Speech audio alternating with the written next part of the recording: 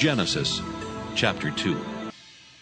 These are the generations of the heavens and of the earth when they were created, in the day that the Lord God made the earth and the heavens. And every plant of the field before it was in the earth, and every herb of the field before it grew.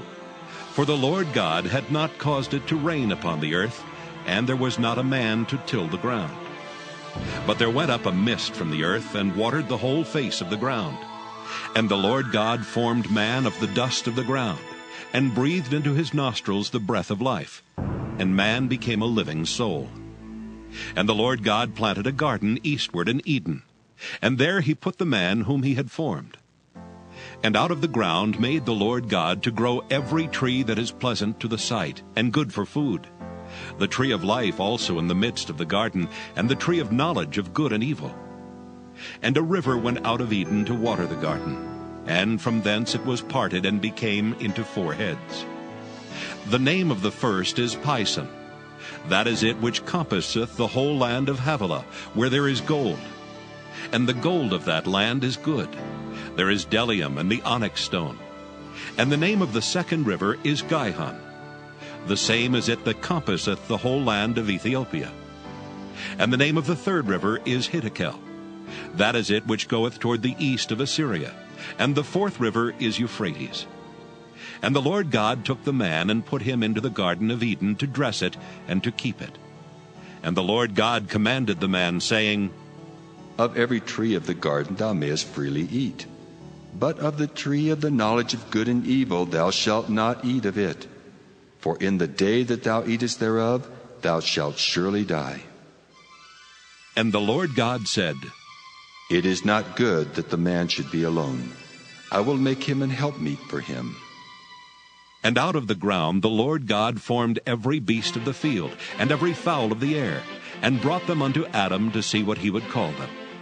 And whatsoever Adam called every living creature, that was the name thereof. And Adam gave names to all cattle, and to the fowl of the air, and to every beast of the field. But for Adam there was not found an helpmeet for him. And the Lord God caused a deep sleep to fall upon Adam, and he slept. And he took one of his ribs, and closed up the flesh instead thereof. And the rib, which the Lord God had taken from man, made he a woman, and brought her unto the man. And Adam said, This is now bone of my bones, and flesh of my flesh. She shall be called woman, because she was taken out of man. Therefore shall a man leave his father and his mother, and shall cleave unto his wife, and they shall be one flesh. And they were both naked, the man and his wife, and were not ashamed. Job chapter 2.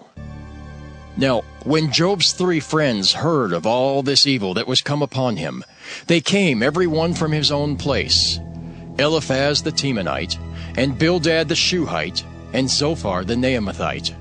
For they had made an appointment together to come to mourn with him, and to comfort him.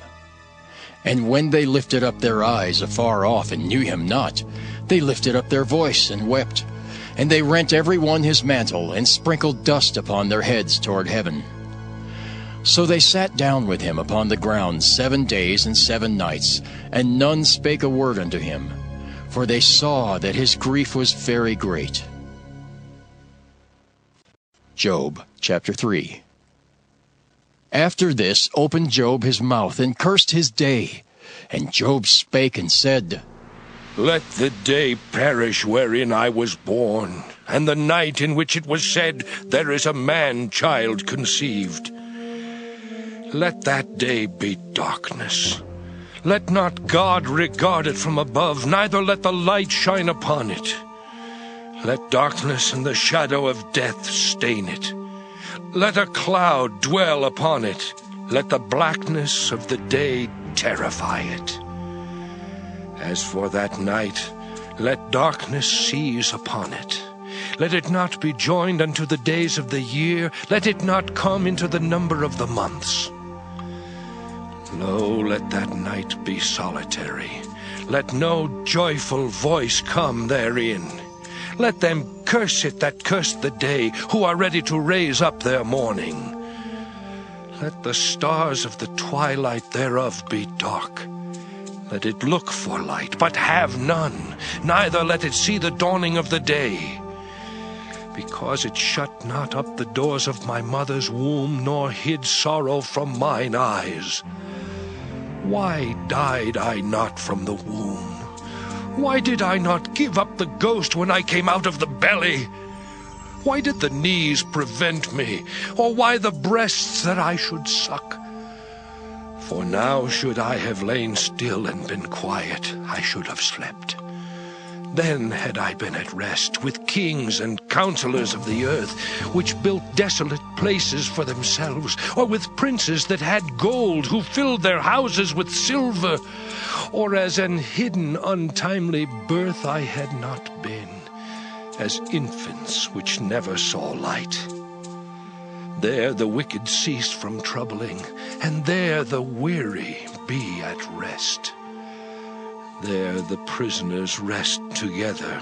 They hear not the voice of the oppressor. The small and great are there, and the servant is free from his master. Wherefore is light given to him that is in misery, and life unto the bitter in soul, which long for death, but it cometh not, and dig for it more than for hid treasures, which rejoice exceedingly and are glad when they can find the grave. Why is light given to a man whose way is hid, and whom God hath hedged in? For my sighing cometh before I eat, and my roarings are poured out like the waters. For the thing which I greatly feared is come upon me, and that which I was afraid of is come unto me. I was not in safety, neither had I rest, neither was I quiet, yet trouble came. Matthew 2. Now when Jesus was born in Bethlehem of Judea in the days of Herod the king, behold, there came wise men from the east to Jerusalem, saying, Where is he that is born King of the Jews? For we have seen his star in the east, and are come to worship him. When Herod the king had heard these things, he was troubled, and all Jerusalem with him.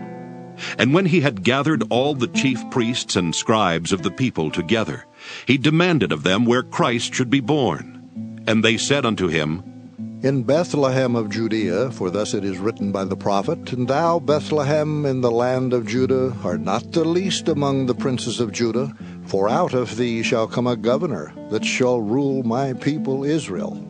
Then Herod, when he had privily called the wise men, inquired of them diligently what time the star appeared.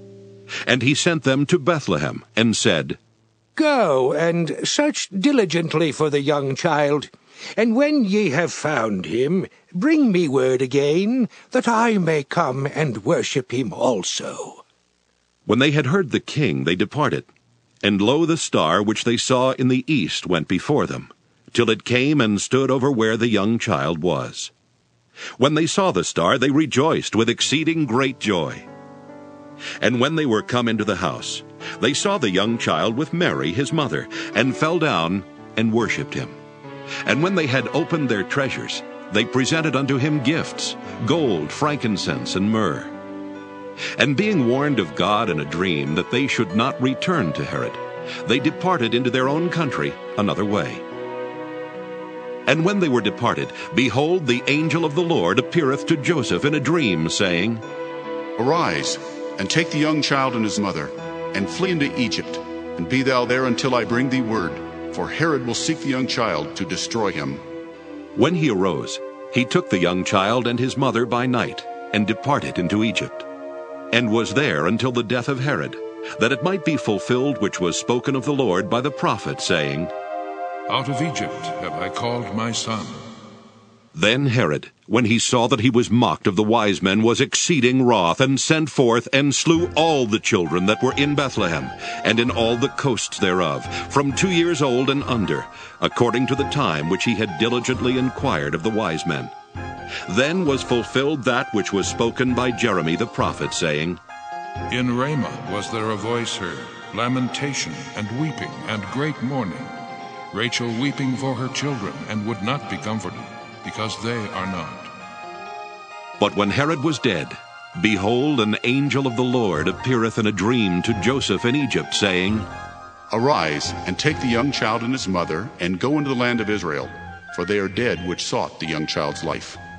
And he arose, and took the young child and his mother, and came into the land of Israel. But when he heard that Archelaus did reign in Judea, in the room of his father Herod, he was afraid to go thither. Notwithstanding, being warned of God in a dream, he turned aside into the parts of Galilee. And he came and dwelt in a city called Nazareth, that it might be fulfilled which was spoken by the prophets. He shall be called a Nazarene.